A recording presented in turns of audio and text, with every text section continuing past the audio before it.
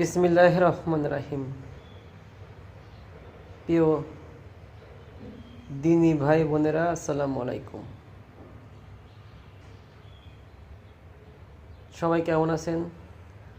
আশা করি আল্লাহর রহমতে সবাই ভালোই আছেন। আজকের বিষয় হচ্ছে আমাদের আখিরাতের জীবন। আখিরাতের জীবন কেমনে কাটবে, এটার জন্য আমরা কি করছি,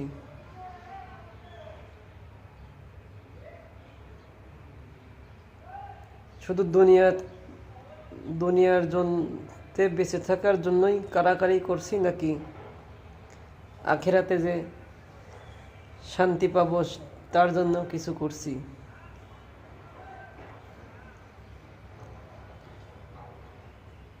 আজ থেকে প্রায় 3 বছর আগে আমাদের দেশে একটি মহামারী রোগ আসছিল।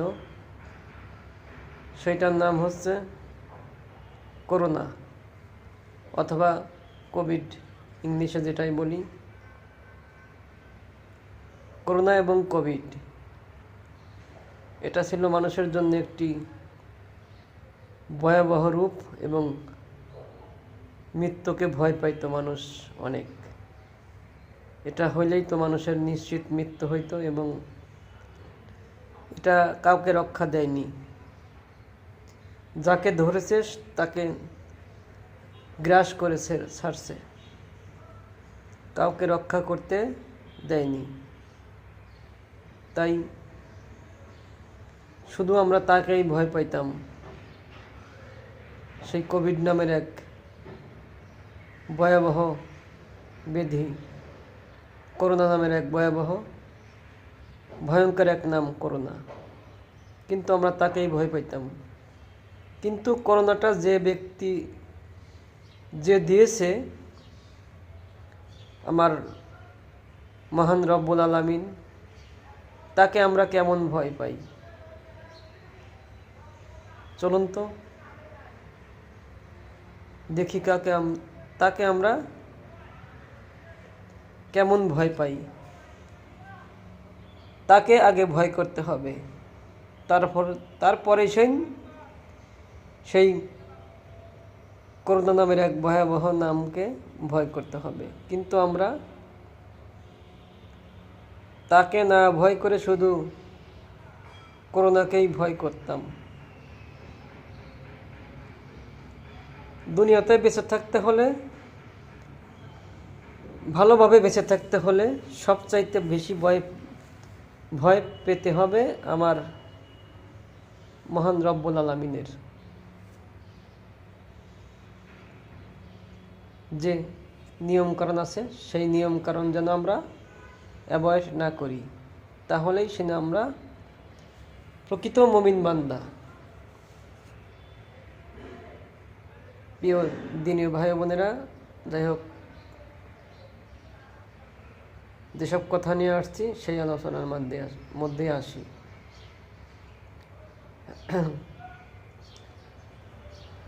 আসলে আমরা দুনিয়াতে এসেছি শুধু আল্লাহ পাকের ইবাদত করতে। আর আল্লাহ পাক দুনিয়াতে যত কিছু সৃষ্টি করেছে সব একমাত্র মানুষের জন্য। কিন্তু আমরা সব কথাই ভুলে গিয়ে সেটাকে অ্যাভয়েড করে চলি, সেটাকে প্রাধান্য দেই না, সেটাকে অনিয়ম করে চলি। প্রিয় দিনী ভাই বোনেরা, আসুন আমরা আল্লাহকে ভয় করি। আমি বারবার শুধু আল্লাহকে ভয়ের পানা চাচ্ছি।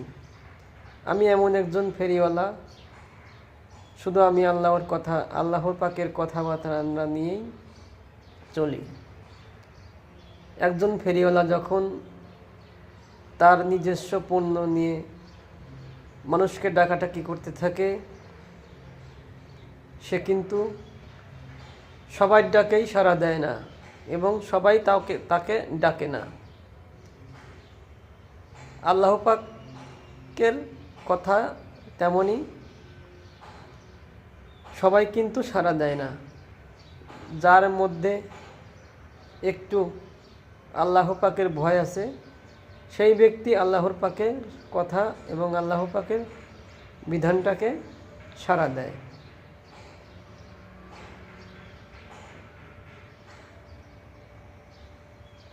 যাই হোক, সেই কোভিডের কথায় আবারও ঘুরে আসি।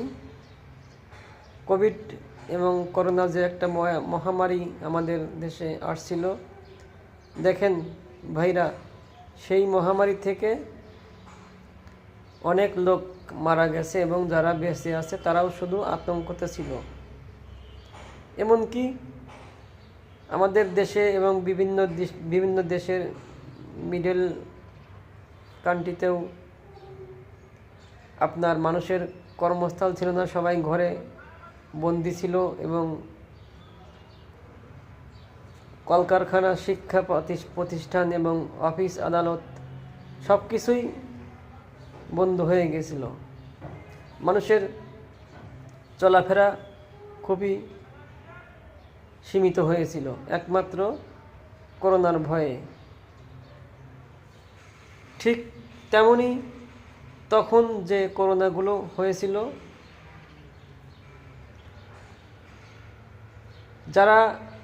যাদের কাছে টাকা পয়সা ছিল, ধন সম্পদ ছিল এবং তাদের কিন্তু কষ্ট হয়নি। আমি আবার একটু ফিরে আসি।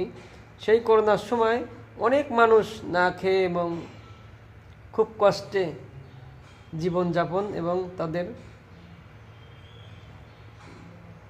জীবন একদম নিঃস্ব হয়ে গেছিল না খেয়ে। কারণ অনেক লোক না খেয়ে মারা গেছে এবং অনেক লোক না খেয়ে নিজের বুকের চাপা বুকে দিয়ে রাখছে, অনেক লোকের চাকরি হারাইছে, অনেক লোকের ব্যবসা প্রতিষ্ঠান নষ্ট হয়ে গেছে। আপনারা জানেন, ঢাকা শহর আমাদের দেশের রাজধানী।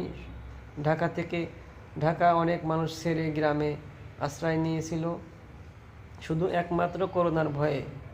কিন্তু করোনার ভয়ে যে মানুষ এরকম কাজ করেছিল, আল্লাহ পাকের ভয় এরকম করাই উচিত।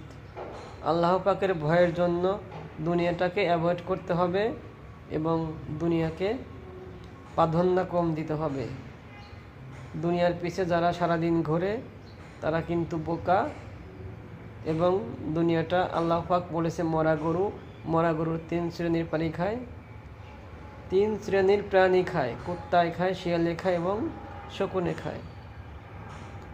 কুত্তায় কিন্তু সবসময় খায় এবং তার পাশে কেউ আইলে সে তাকে আশ্রয় দেয় না, সে শুধু সেটা নিয়েই কাড়াকাড়ি করে। তাই আসুন আমরা দুনিয়াটা যেমন মরা গরু, এটা নিয়ে আমরা কাড়াকাড়ি না করি। এটা নিয়ে যারা কাড়াকাড়ি করে তারা হচ্ছে কালবন। প্রিয় দিনী ভাই বোনেরা, সেই কোভিডের কথা আবারও চলে আসি। কোভিড যখন এত ভয়াবহতা রূপ নিয়েছিল তখন কিন্তু মানুষের কাছে টাকা ছিল না, মানুষ কিন্তু না খেয়ে জীবনযাপন করত। কিন্তু দেখেন, যার কাছে টাকা ছিল সে কিন্তু কোভিড কী জিনিস সে ঠিকই পায় নাই, কারণ সে ঘরে বসে ডাক্তারের ঠিকমতো চিকিৎসা নিছে এবং সে ঘরে বসে অর্ডার করছে, তার খাবার ঠিকমতো চলে আসছে, কারণ তার কাছে টাকা ছিল। তেমনি হাসরের মাঠ যেদিন কায়েম হবে, আল্লাহ পাক গুনাহগার ব্যক্তিকে তখন জাহান্নামে পাঠিয়ে দিবে। যার কাছে নেকির পাল্লা ভারী আছে, যার কাছে নেকি আছে, সে কিন্তু জান্নাতে প্রবেশ করবে। আমি আপনাদের আবারও বলি, যার কাছে নেকি থাকবে, যার কাছে নেক আমল থাকবে, যার কাছে খাঁটি নামাজ থাকবে, তার হাতে কিন্তু আমলনামা ডান হাতে চলে আসবে। সে কিন্তু সেই কোভিডের মতোই, যার কাছে টাকা ছিল সে কিন্তু কোভিড ঠিক পায় নাই, কোভিড কী জিনিস। এবং যার কাছে নেকি থাকবে হাসরের মাঠে, সে কিন্তু বুঝতে পারবে না যে হাসরের মাঠ কাকে বলে এবং কই আল্লাহ পাক এত কিছু কোরআনে বলেছিল তা তো আমরা ঠিক পাইলাম না। এত কষ্ট নেক বান্দারা এরকম কথাই বলবে, আর জাহান্নামীরা বলবে, হায় আল্লাহ, আমাদেরকে আবার ফের দুনিয়া দাও, আমরা আবার ফের তোমার গুণগান গাই। প্রিয় দিনী ভাই বোনেরা, আসুন আমরা আল্লাহ পাকের কাছে ক্ষমা চাই। আমরা দুনিয়াকে প্রাধান্য না দিই, দুনিয়া ধোঁকা, এটা যারা ব্যবহার করে তারা হচ্ছে বোকা। দুনিয়া ধোঁকা, এটা যারা ব্যবহার করে তারা বোকা। আসুন আমরা বোকা না হয়ে আমরা চালাক হব। মানুষ আল্লাহ পাক বানিয়েছে সৃষ্টির চেষ্টা করে, কেন মানুষ আমরা বোকা হব? আমরা মানুষ সৃষ্টির চেষ্ট হয়ে থাকব, আমরা বোকা হব না। দুনিয়া ধোঁকা ধোঁকা ধোঁকা, এটা যারা বেশি ব্যবহার করে তারা বোকা। আমরা যেন বোকা না হই, আমরা দুনিয়া বেশি ব্যবহার করব না। যারা দুনিয়া বেশি ব্যবহার করে তাদেরকে আল্লাহ পাক বলছে তারা বোকা। আল্লাহ পাক যদি বোকা বলে আমাদেরকে, তাহলে আমরা কি কারো কাছে চালাক হব বলেন তো ভাই? প্রিয় দিনী ভাই বোনেরা, আমি অনেক কথা বলতে চাইছিলাম, সময় স্বল্পতার কারণে বলা হচ্ছে না।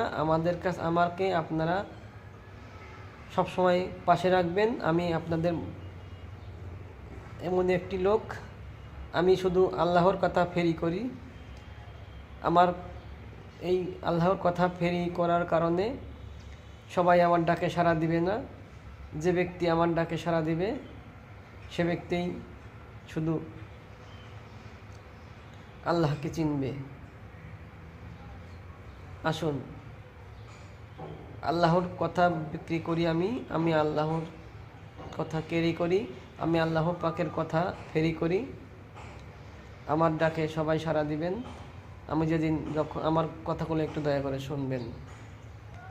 প্রিয় দিনে ভাই বোনেরা, আমার যদি কোনো কথায় ভুল ত্রুটি হয়ে থাকে আমাকে ক্ষমা করে দিবেন। আসলে আমরা ফেসবুক, ইউটিউব এমন একটা প্ল্যাটফর্ম, এখানে শুধু সবাই আমরা ফান কথা বলি, আল্লাহ পাকের কথা বলি না। তাই আমি চিন্তা করছি যে আমি আল্লাহ পাকের কথা বলবো, আমি আল্লাহর গান গাইব। লোকে পাগল বলে, বন্ধু বলে বলুক, আমি আল্লাহর কথা বলবো, আমি রাসূলের কথা বলবো, আমি রাসূলের বিধানে চলবো, আমি আল্লাহর কথা মানব। আমাকে কে পাগল আর ছাগল বললো এটা যায় আসে না। আমাকে কিন্তু অনেক লোক পাগল বলে, আমি নাকি পাগল হয়ে গেছি। আসলে ভাই বিশ্বাস করেন, একবারে পবিত্র এই আজ শুক্রবার আমি আসলে পাগল হয়ে গেছি, কিন্তু আমি দুনিয়ার পাগল হইনি, আমি আল্লাহ পাকের পাগল হয়ে গেছি। আল্লাহ যেন আমাকে সারা জীবন তার পাগল বানায় রাখে। আসসালামু আলাইকুম। আমি পাবনার পাগল সিরাজুল ইসলাম।